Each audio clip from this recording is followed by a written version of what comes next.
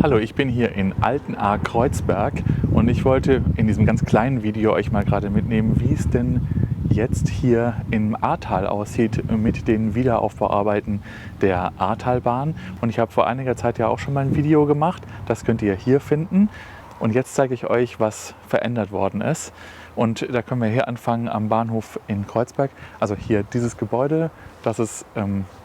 Da hat sich noch nicht so richtig viel verändert. Ich glaube, das ist auch nicht gedacht, dass sich was verändert. Aber hier hinten, da sieht man, dass hier sich was tut. Da wird nämlich gerade der Bahnsteig gebaut. Also dass das hier Lost Place ist, irgendwie, das kann man anders sehen. Also hier, gucke ich das an.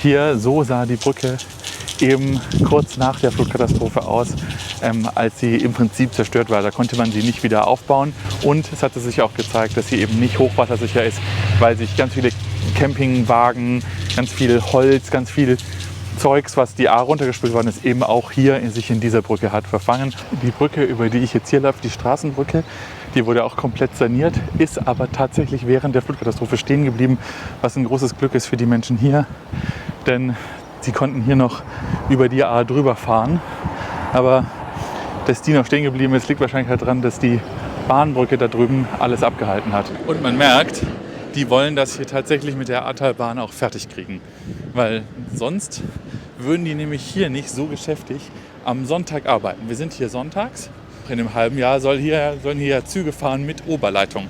Und jetzt gucken wir mal, wir waren hier, jetzt gleich hinkommen nämlich auch schon.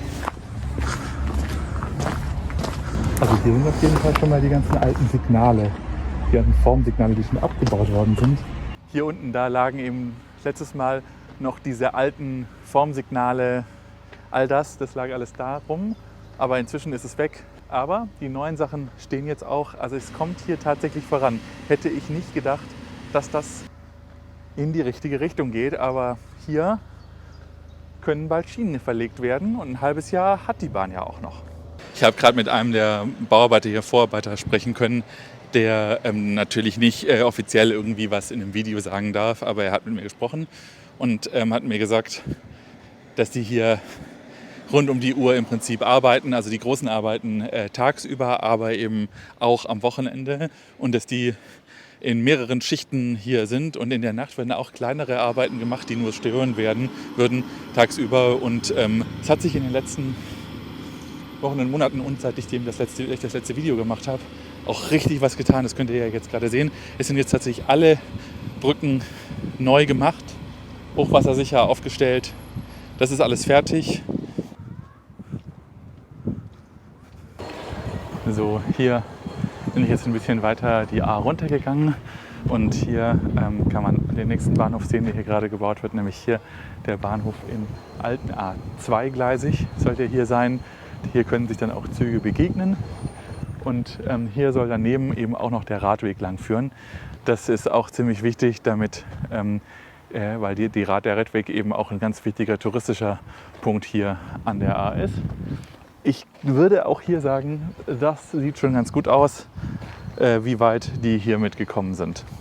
Und gleich sehen wir noch mehr, denn hier liegt zum Beispiel auch schon Schotter. Und dieser Schotter, der zeigt, dass man dann auch demnächst da Schienen drauflegen kann. Und damit sind die auch schon relativ weit. Und ich finde, hier kann man auch wieder ganz gut sehen, dass sich was tut. Restaurants haben offen. Das war beim letzten Mal, als ich da war, auch noch nicht so. Aber es tut sich was.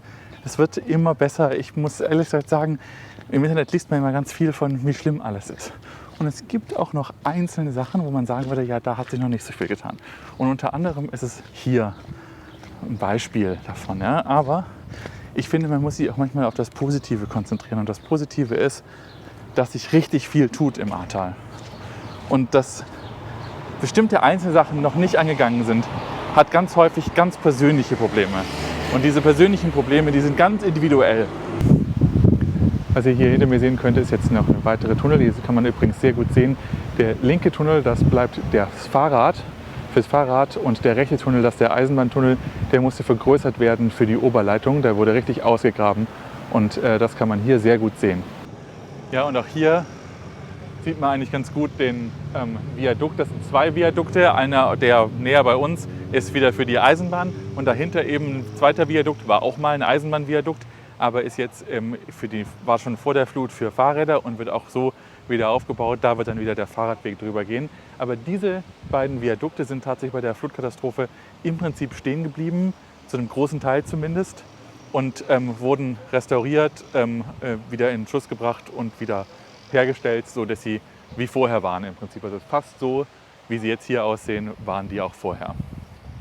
Ich bin jetzt angekommen in Dernau und da wollte ich euch noch was ganz besonders zeigen, weil hier kann man wirklich schon sehr gut sehen, wie weit es ist. Also ich bin jetzt das Tal runtergefahren, die Strecke runter, und hier sieht es nämlich so aus. Und ich komme da natürlich jetzt nicht mehr richtig hin, weil da auf die Gleise drauf kann ich natürlich nicht mehr, weil da fahren ja, wie wir sehen, tatsächlich echte Züge drauf. Aber ich zeige euch jetzt mal ein Video, wie es war kurz nach der Flutkatastrophe, wie das hier aussah, weil hier war tatsächlich der Bahnhof in Dernau zuvor. Der neue Bahnhof ist viel weiter da hinten gebaut worden, was viel cleverer ist, weil er damit in der Ortsmitte liegt und damit hält der Zug da, wo die Leute auch einsteigen wollen. Aber der alte Bahnhof war hier. Ja, das machen die hier mit dem Wasser, die Straße voll spritzen. Das machen die, damit es nicht so staubt. Wir gehen jetzt mal schauen und gucken uns an, wie es denn aussieht. Jetzt gehen wir mal, gucken wir mal, ob wir näher an die Gleise rankommen. Ah ja, wir können hier, nämlich hier über so einen Bahnübergang drüber, provisorischen. Und da können wir uns das tatsächlich noch mal genauer anschauen, wie es aussieht. Ich finde ja, das sieht hier schon nach einer richtigen Eisenbahnstrecke aus. Und die Oberleitungen fehlen zwar hier natürlich noch, aber sie haben ja noch ein bisschen Zeit, das zu machen. Aber den Zug, den ihr da gerade gesehen habt, der wird jetzt hier am Sonntag gerade nicht bewegt. Aber ich habe ihn vor ein paar Wochen schon mal weiter vorne, nämlich da hinten, gefilmt. Und da war der Schotter noch nicht so gut gemacht, wie er jetzt schon ist. Ja? Aber das zeige ich euch jetzt ein Video, was ich vor ein paar Wochen da gedreht habe, wie es genau da ausgesehen hat und was sie da gemacht haben.